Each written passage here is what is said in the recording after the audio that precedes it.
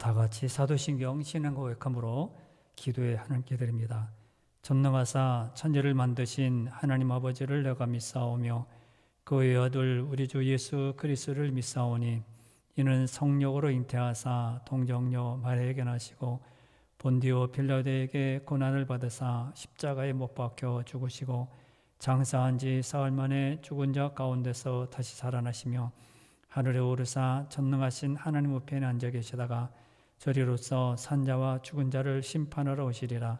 성령을 믿사오며 거룩한 공예와 성도가 서로 교통하는 것과 죄를 사하여 주시는 것과 몸이 다시 사는 것과 영원히 사는 것을 믿사옵나이다. 아멘. 찬송가 295장 다 같이 봅니다. 295장입니다.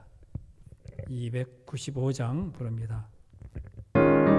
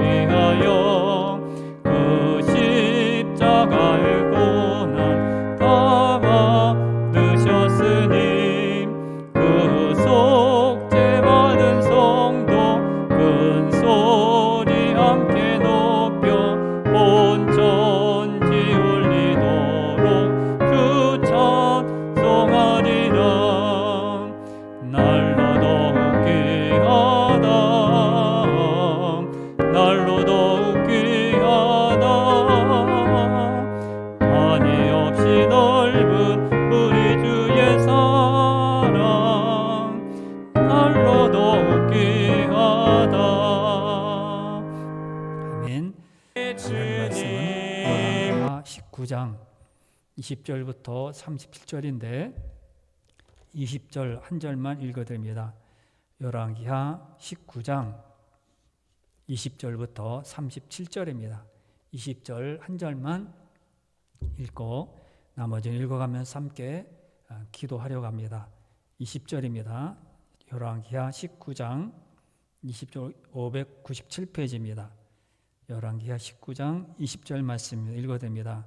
아모스의 아들 이사야가 시스기야에게 보내 이르되 이스라엘 하나님 여호와의 말씀이 내가 아수르 왕 산헤립 때문에 내게 기도하는 것을 내가 들었노라 하였나이다. 그렇게 말씀합니다. 자, 오늘 말씀은 시스기야의 기도에 하나님께서 응답하시는 내용입니다. 지난 시간에 시스기야가 이제 세 명의 신하들을 이사야 선지자에게 보내면서 산헤립이 랍사게가 이렇게 우리를 조롱하고 하나님을 모독합니다. 그래서 기도 부탁하는 그런 내용이 나타나 있고 왕과 선지자가 기도하게 됩니다. 오늘 본문은 하나님께서 응답하시는 내용입니다. 20절에서 그는 하나님께 기도하는 그 모든 것을 들었다. 그래서 이사야는 히스기야에게 이렇게 말을 전하게 됩니다. 21절부터 28절을 통해서 사내립의 교만을 지적하시면서 그가 위협하던 자리에서 물러가 죽임을 당할 것이다. 그리고 29절부터 30절에 보면 하나님께서 히스기야를 유다 나라를 구원해 주실 것이다. 이렇게 두 가지로 말씀합니다. 오늘은 이 두 가지 내용을 살펴보면서 오늘 우리들도 함께 기도하고 기도하는 모든 것은 주님이 응답하시기 때문에 우리 항상 기도하는 자가 되어야 합니다. 이것이 하나님께서 이사야를 통하여 히스기야에게 전해진 말씀입니다. 그리고 하나님은 말씀을 전하신 것뿐만 아니라 이 유다 나라를 구원해 주시겠다. 그 뜻을 내가 기도하는 것을 다 이루겠다 말씀합니다. 우리가 어렵고 힘들 때 어떻게 해야 되는지, 우리가 이렇게 난감한 그런 일을 당할 때 어떻게 해야 되는지 오늘 히스기야를 통해서 다시 한번 배우게 됩니다. 하나님은 이사야를 통하여 히스기야에게 이 말을 전하라고 말합니다. 21절을 보겠습니다. 21절입니다. 21절에서 이렇게 말씀합니다. 여호와께서 아수르 왕에게 대하여 이같이 말씀하시기를 처녀딸 시온이 너를 멸시하며 너를 비웃었으며 딸 예루살렘이 너를 향하여 머리를 흔들었느니라. 이렇게 말씀합니다. 이 내용을 읽어보면 좀 이해가 안 가는 그런 부분이 있습니다. 지금 사실 일어나고 있는 일은 반대죠. 사내립이 유다를 멸시하고 비웃고 있습니다. 그런데 하나님은 거꾸로 말씀하십니다. 히스기야는 이런 사내립의 멸시 때문에 이사야 선지자에게 하나님께 기도해 달라고 요청을 하고 있습니다. 그런데 이런 상황에서 하나님은 반대로 말씀하세요. 이상하죠? 저들이 이렇게 힘주셔서 이렇게 그들의 머리가 든다. 반대로 말씀합니다. 이 현재 상황과 지금 하나님이 말씀하신 것이 반대입니다. 이스라엘이 사내립을 비웃고 머리를 흔들었다고 하나님께서 말씀하십니다. 그러나 사실 이것은 반대로 말씀하신 것은 언어적인 표현이 아니라 믿음의 눈으로 볼 때에 나타나는 표현입니다. 하나님을 보지 못하는 자들은 성도들을 붙들고 계신 하나님을 못 보는 겁니다. 그러니까 자기가 잘났다고 머리를 흔들고 이렇게 자만하게 됩니다. 성도들을 얕잡아 보고 자신들이 할 수 있는 힘을 다 동원해서 그들을 억누르고요, 억압하고 그럽니다. 겉으로는 성도가 세상에 눌려 있습니다. 늘 눌려 살고요, 늘 억울하게 되고 힘겹게 살아갑니다. 그런데도 큰 소리 못 치고 가만히 있게 됩니다. 하지만 그런 세상의 권력에 성도는 절대로 눌리지 않습니다. 오히려 그런 세상을 불쌍히 여기고 그런 세상을 안타까워합니다. 시온의 딸 이스라엘이 눌리는 그런 상황에서도 고개를 들 수 있는 것은 뭡니까? 하나님께서 붙들어 주시기 때문입니다. 하나님께서 나를 붙들고 계시다, 이게 확신이 있기 때문입니다. 그러니까 시온의 딸이 고개를 들고 흔드는 것은 바로 하나님께서 고개를 들고 흔드는 것과 동일한 겁니다. 그러므로 겉으로 볼 때는 사내립이 고개를 흔들고 위협하고 있지만은 본질적으로는 성도와 하나님이 고개를 들고 웃고 있는 것입니다. 너희들은 지금 그래도 하나님께서 뒤에 전능하신 하나님께서 우리에게 나중에 너희들 멸망하고 너희들 다 없애버리고 성도들을 하나님께서 뛰어나게 하실 것이라. 그러므로 이제 22절부터 24절 한 절 한 절씩 살펴보면서 말씀을 드리겠습니다. 21절부터 24절에 보면 사내립의 행동이 나타납니다. 사내립은 유다를 꾸짖습니다. 여호와를 의지한다고 해도 아무 소용없어. 그리고 애굽을 의지하고 그래도 소용없다. 그리고 어떤 신이 자신의 손에서 구원한 적 있냐? 그렇게 소리칩니다. 사내립에게 여호와는 하나의 보잘것없는 신에 지나치지 않고 자신의 강력한 것이 그 앞에 아무런 힘도 쓰지 못한다. 자만합니다. 그래서 이스라엘을 마음껏 모독합니다. 있는 대로 자기가 말할 수 있는 그 모든 것대로 얕잡아 보고요, 모독하고 업신여깁니다.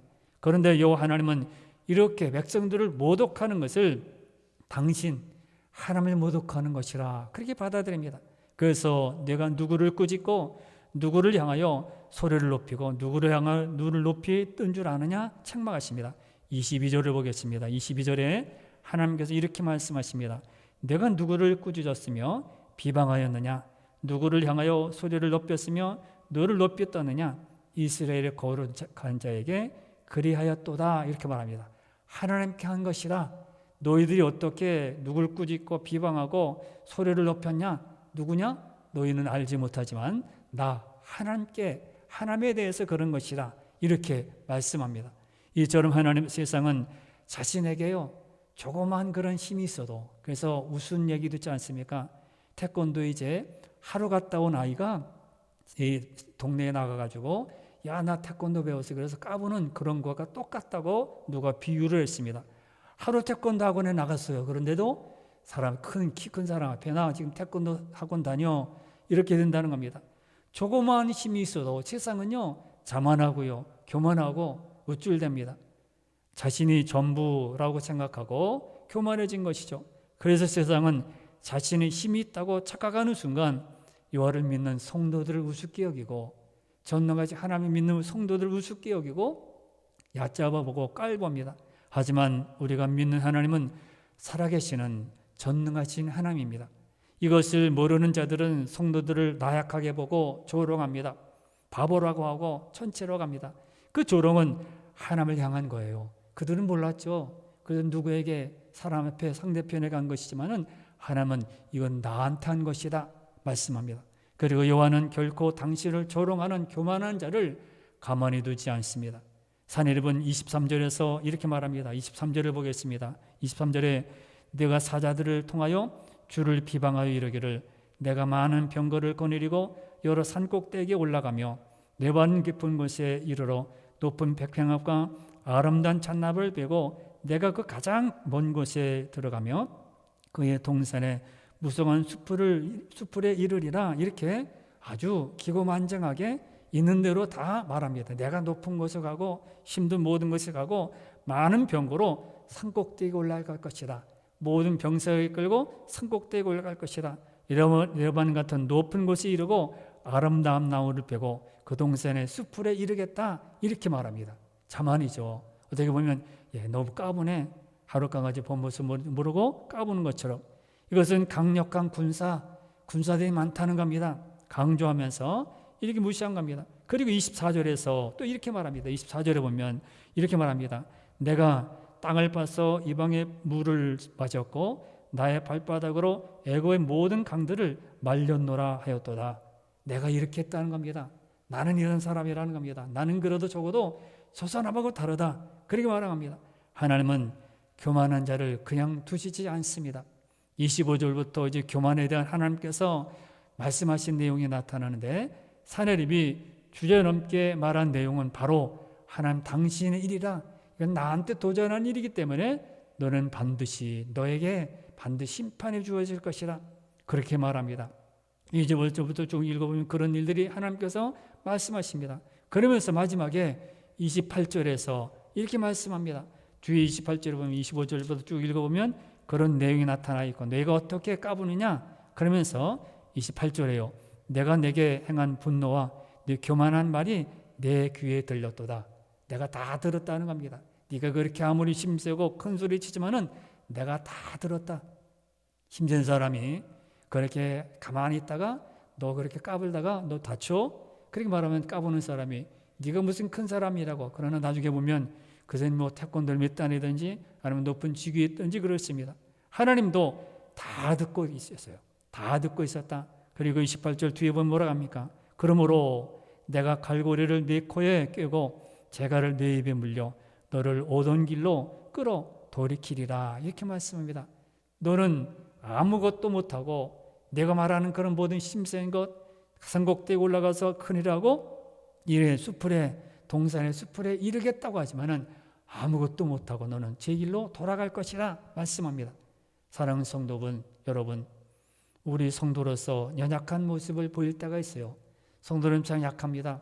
바보같이 그것도 가만히 참아서 한번 해주지, 어떻게 보면 말을 심하게 해주든지 그러지 그냥 왔다고 연약해요. 어떻게 보면 바보 같아요.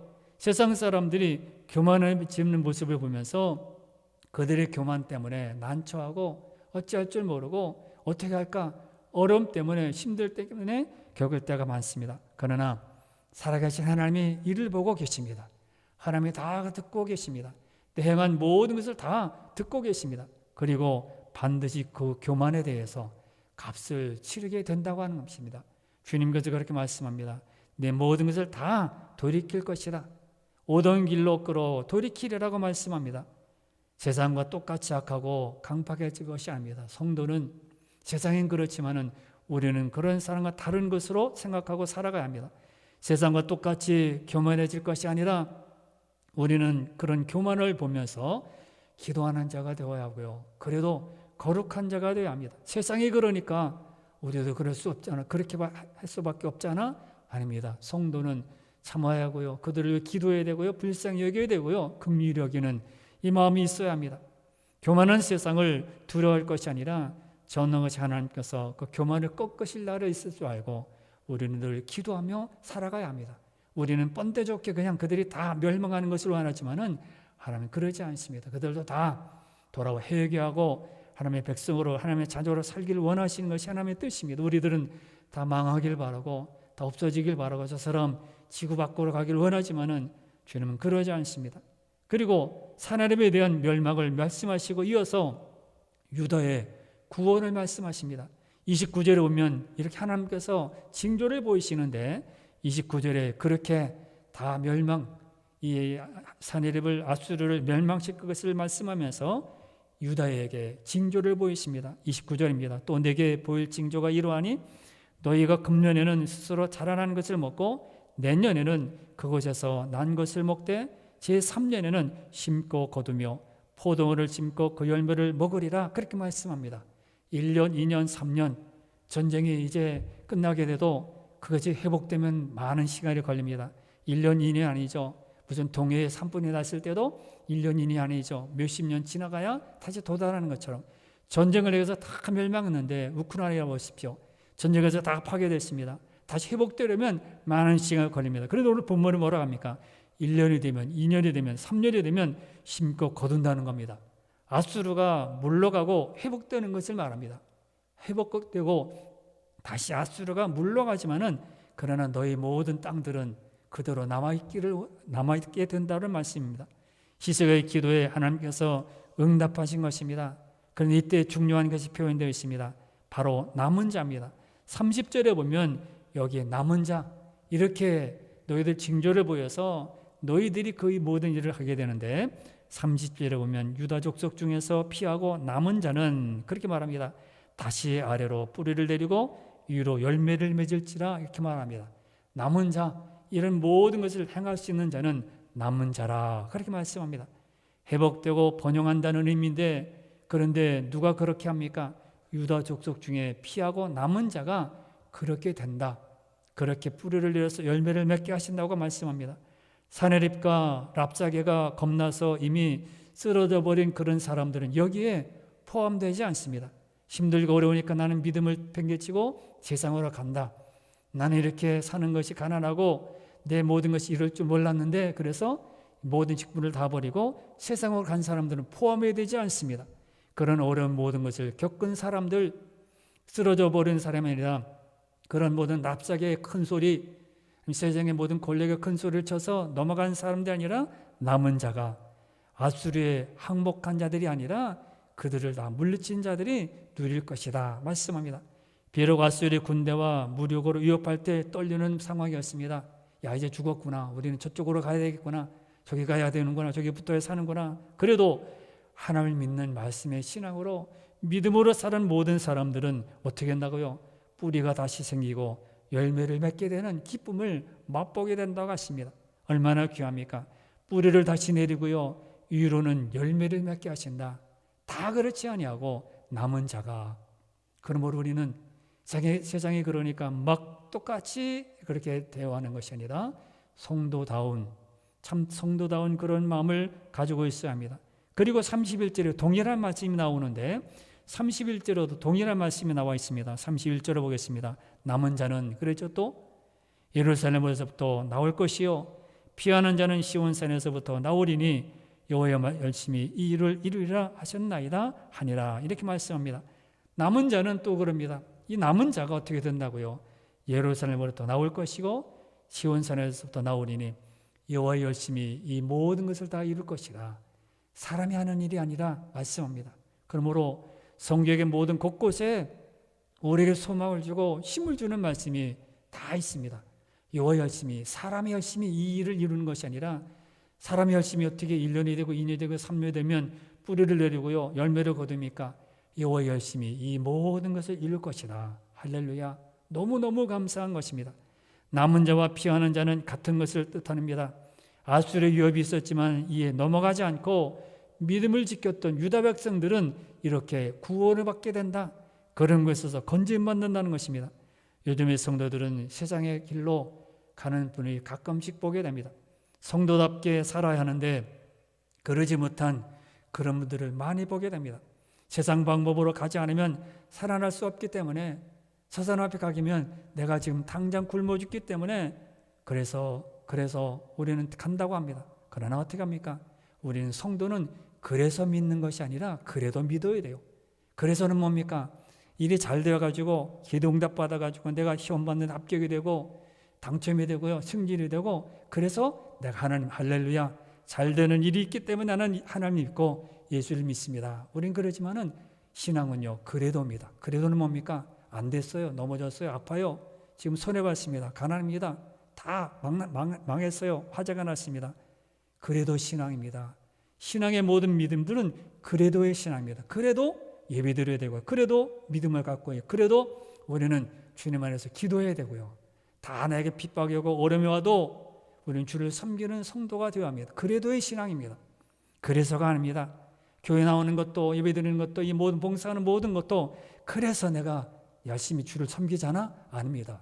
그게 없어지면요. 잘 되는 것이 없지면 어떻게 될까요? 안 믿겠죠. 그러므로 그래도 우리는 믿어야 되고 그래도 식구들이 핍박하고 형제들이랑 뭐라 그래도 우리는 주님을 섬기고 따라갑니다. 세상의 주님이 이걸 포기하지 못해서 성도들은 세상 길로 갑니다. 남은 것은 형식만 남아있고 남은 것은 모습만 남아있습니다. 오늘 지금 당시의 시대와 똑같습니다. 남은 자가 더 많습니까? 장담할 수 없어요. 믿음을 지키는 자가 많을까요? 장담할 수 없습니다. 사랑하는 성도 여러분, 우리는 남은 자가 되어야 합니다. 세상으로부터 버림받는 길이에요. 남게 되면 무시당하고 업신여김을 당하는 길입니다. 그러나 하나님이 인정하시는 그런 남은 자가 될 때 비로소 뿌리가 다시 내리고 그 위로 열매를 맺는 그런 신앙으로 살게 됩니다. 세상의 이익은 잠깐이에요. 세상의 권력도 잠깐입니다. 세상의 모든 것은 잠깐입니다. 그 잠깐 때문에 영원한 것을 잃어버려서는 사람이 되어서는 안 됩니다. 우리는 남은 자가 되어야 합니다. 힘들고 어려워도 세상 사람들과는 구별되게 살아가야 합니다. 아수르가 비록 군사력을 우세해서 이렇게 이스라엘을 향하여 화살을 던지고 아무 이렇게 큰 소용하지만은 그러나 뒤에 보면요 아무 꼼짝도 하지 못하게 됩니다. 당시에 랍사게는 큰 소리 칩니다. 차네립도 큰 소리 치게 됩니다. 그러나 뒤에 보십시오. 이 성을 향하여 어떻게 된다고요? 32절에 봅니다. 32절에 이렇게 말씀했습니다. 32절 봅니다. 그러므로 여호와께서 아수르 왕을 가리켜 이르시기를 그가 이 성에 이르지 못하며 이리로 화살을 쏘지 못하며 방패를 성을 향하여 세우지 못하며 치려고 토성을 쌓지도 못하고 그렇게 말씀합니다. 어떠한 행위도 못한다는 겁니다. 활을 가지고 있어도 쏘지 못합니다. 방패를 가지고 있습니다. 그러나 성을 향하여 세우지 못해요. 또 토성을 쌓지도 못합니다. 아무것도 못하는 겁니다. 얼마나 기술이 많습니까? 군사력도 얼마나 많습니까? 그런데요, 그게 다 소용이 없어요. 그러므로 우리가 세상의 모든 지식들, 물질들 자랑해서 부러워하지 말아야 합니다. 그거 하나님 쓰지 않으면 아무 소용이 없어요. 방패를 가지고 있습니다. 그러나 그걸 쓰지 못해요. 토성도 사용하지 못합니다. 화살도 있습니다. 쏘지도 못해요. 다 가지고 있습니다. 무기, 방패, 무슨 토성 다 가지고 있습니다. 그러나 무용지물입니다. 하나님 앞에서 아무 사용도 못하게 됩니다. 그리고 33절에 보면 뭐라고 합니까? 33절에 또 이렇게 말합니다. 33절에 오던 길로 돌아가고 이 성에 이르지 못하리라 하셨으니 이는 여호와의 말씀이니라 이렇게 말씀합니다. 하나님께서 말씀하셨다고 말씀합니다. 오던 길로 돌아갑니다. 왔던 모든 것을 다 목적을 이루지 못하고요. 다 모든 것을 행하지 못하고 다시 제 길로 돌아가게 됩니다. 세상의 힘이 아무리 강하더라도 하나님께서 지키시는 하나님의 백성들을 하나님 견고하게 지키십니다. 그 어떤 힘도 쓰러뜨릴 수 없고 그 어떤 말도 하나님께서 다 지키시고 그걸 보호하십니다. 여호와의 말씀이니라 그렇게 말씀하십니다. 이건 사람이 말하는 것이 아니라 하나님께서 히스기야가 말씀하신 거에 말합니다. 그 어떤 강함도 하나님의 백성을 침범하지 못합니다. 다시 한번 인정하시고 그것을 붙드신 것을 말씀합니다. 그리고 뭐라고 합니까? 34절에 보면 또 이렇게 말합니다. 하나님께서는 34절에 내가 나와 나의 종 다윗을 위하여 이 성을 보호하여 구원하리라 하셨나이다 하였더라 했습니다. 내가 나와 나의 종 다윗을 위하여, 하나님께서 다윗을 위하여, 하나님과 다윗을 위하여 이 성을 보호하여 구원하리라. 할렐루야. 믿음의 성도들 하나님께서 책임지시고 보호하십니다. 나 같은 사람 하나님 기억하실까? 아닙니다. 우리는 보잘것없고요, 좋은 옷 입지 못하고, 아니면 세상에서 뭐 자랑도 못하고 맨날 그렇게 무시당합니다. 그러나 하나님께서는요, 내가 믿음의 모든 성도들을 위하여 이 성을 보호하리라 말씀합니다. 전능하신 하나님이 우리 편입니다. 따라서 우리는 오로지 주님만 바라보고 있어야 합니다. 남은 자가 되어야 합니다. 결국 승리는 남은 자가 승리할 수 있습니다. 믿음을 지키고 말씀을 따르는 남은 자가 승리할 수 있습니다. 구원은 오직 하나님의 손길을 이루어지는 것을 나타냅니다. 하나님은 빈말만 그래 그렇게 내가 한다 그렇게 하신 것이 아니라 직접 그렇게 이사야를 통하여 다 이루셨어요. 내가 전능하다 말만 하신 것이 아닙니다. 그 모든 것을 실제로 다 이루어졌습니다. 구원을 해주셨고요, 이제 아수르를 멸망시켜서 그 사내립을 죽임을 당하게 만듭니다. 35절부터 37절에 그 내용이 나타납니다. 군사적으로 유다는 아수르의 비교가 될 수 없었어요. 이 전쟁은 시작하자마자 끝내야 됩니다. 유다는 죽어야 되고 유다는 망해야 될 것입니다. 그러나 전쟁은 군사와 무기로 하는 것이 아니었습니다. 전쟁은 하나님께로 말미암은 것입니다. 하나님께서 말씀하신 후에 어느 밤에 하나님의 사자가 아수르 진영에 이르게 됩니다. 그곳에서 군사 18만 5천 명을 치게 됩니다. 아침에 되어 보니 모든 성장이 되었다고 말씀했습니다. 35절에서 이 밤에 여호와의 사자가 나와서 아수르 진영에서 군사 18만 5천 명을 친지라. 아침에 일찍 일어나 보니 다 성장이 되었더라 그랬습니다. 18만 5천 명이 다 성장이 되었습니다. 하나님은 말씀만 하신 것이 아니라 그대로 다 이루셨습니다. 어떤 사람들이 이것을 뭐 역병이라 돌풍이다, 아니면 애굽 왕이 와서 물리쳤다 그렇게 말하지만 정확한 것은 모릅니다. 하나님께서 하신 일입니다. 하나님은 언제나 당신 원하신 것을 다 이룰 수 있습니다. 하나님의 사자가 지나가자 사내립은 속수무책이 했습니다. 조금 전까지만 해도 어떻겠습니다. 기고만장했죠. 큰 소리 치고요, 너희들 이렇게 나는 이런 사람이라 군사를 가지고 있고 너희들은 아무리 힘이 있어도 하나님 모든 사람이 있어도 나를 물리칠 수 없을 것이다. 그래서 그렇게 그 힘이 있었지만은 하나님이 지나가자 그들은 다 이제 멸망하고 맙니다. 마지막 37절에서 그는 이제 죽이게 됩니다.